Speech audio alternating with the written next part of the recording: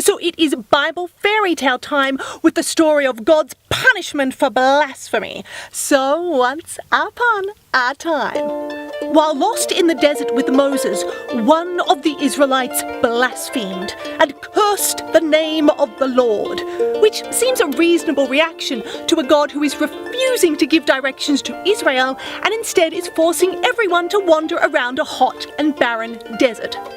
But when the other Israelites heard the blasphemer, they were shocked that someone could be so evil and immoral as to curse a God who had done nothing. Well, nothing except kill millions upon millions of people and animals, and ordered entire races to be wiped out, and allowed people like women, children, and slaves to be treated as objects, and, even worse, had allowed people to put posts on Facebook thanking God for saving them from the car crash that they saw on the freeway that day, inferring that they're also thanking God for allowing the other people to have the car crash that they saw on the freeway that day. And then God said to Moses, "Take the blasphemer and get everyone to stone him to death," with God almost immediately insisting that the Israelites go against one of the really big commandments that God had literally just given them,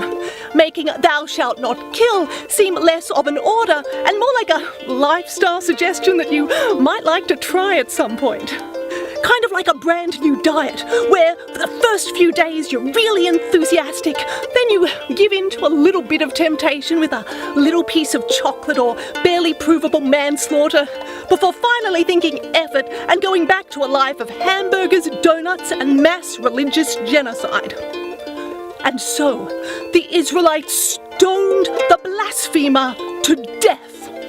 proving that if you are the kind of God who orders somebody to be stoned to death for cursing your name, then you are probably the kind of God who deserves to have your name cursed. And if you are the kind of person who stones somebody to death because your God told you to, then you are probably the kind of person who, at the very least, deserves to be wandering lost in the desert for 40 years. The son of a carpenter, and I don't want anything from ya, except for your eternal love and devotion and guilt.